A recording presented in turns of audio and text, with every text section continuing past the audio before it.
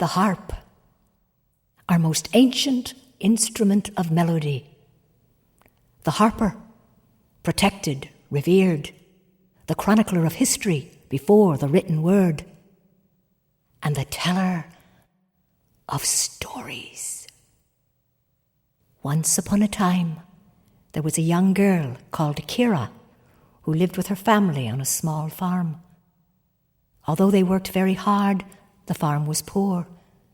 There was little food, and often she was hungry. One night, crying and unable to sleep, she began to hear strange sounds, strange music moving through the quiet of the night air. It was everywhere. She climbed from her bedroom window to search for this extraordinary enchantment that poured over her and filled her very soul. She began to climb the hill behind the farm, and when she reached the top, she saw a light shining in the forbidden valley. And this music, wave after wave of it, drawing her into its net, wave after wave of it into the valley below and into a clearing, a strange and wonderful glade, perfectly circular, and surrounded by 12 large, upright druid stones. Strange symbols were carved on each of the stones, and before each stone stood a tree, and each tree was different, and the trees were fine and strong and straight. The alder, the ash, the birch, the elder, the hazel, the holly, the ivy, the oak, the reed, the rowan, the willow, the vine.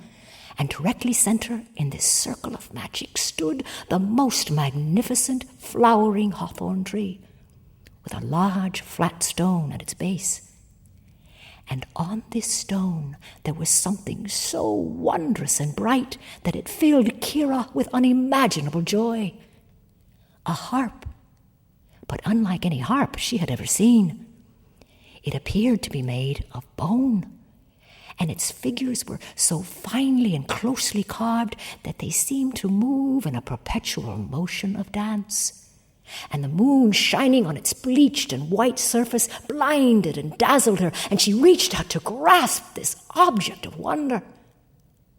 But just at that moment, a voice from deep inside the hawthorn tree stayed her hand. "It is not yet time," said the strange and magical voice, and it began to tell her a story of the harp. Many lives ago, and many, many years ago, there came across the distant seas to your land a great fleet of ships.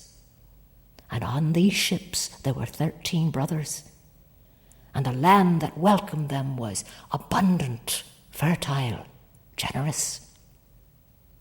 But in time, the brothers became greedy, and they waged terrible wars with each other until the welcoming land was saddened and scarred, and finally reduced to Kal and Ua, the only 2 brothers remaining. So they agreed to meet in single combat aboard a ship anchored off the shore and to fight to the death. During the battle, Kal savagely attacked his elder brother and threw him over the side, where he was immediately swallowed whole by a large fish. But just at that moment, a terrible knowledge enveloped Kal, and finally he understood. He dove over the side and fought valiantly with the great fish. He slew it, sliced it open, and retrieved his brother. But it was too late.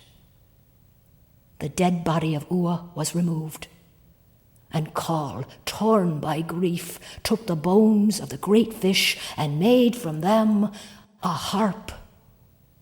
And for its strings he gently entwined the strands of his brother's hair. The remains of Ua were then laid beneath the stone of the great hawthorn tree, and the harp placed on top as a gift to the future. A future, however, he had seen with terrible clarity. A future bereft of healing and joy. And so the harp has waited patiently for many centuries for the day of redemption. And that day is close at hand. You, Kira, have been chosen by the ancients to bring light back into the world. You will be ready 3 years after your moon cycles have begun. You must be patient. The time will come. Upon awakening the following morning, Kira knew with absolute certainty that this extraordinary journey had been no dream, and that her life would be forever changed. She now saw with new, clear eyes the pain of the world. But patiently she waited as she had been instructed, until finally, one beautiful spring morning, she awoke and she knew. For there, lying at the foot of her bed in a dazzling circle of light, was the harp of fish bones. She clasped it to her in a lover's embrace, the lover she had not yet known, and gently drew her fingers across its strings. Oh, what joy came forth! She was filled with light, and songs poured through her fingers. Songs of love and healing and life through death. And so her journey began. And so her journey continues to bring the healing power of music to the world. Many have heard and have been restored. Many, however, are still in much pain and confusion. But no matter how long the time, nor distant the place, all will someday know and be made whole by this divine gift, this divine interpreter, music.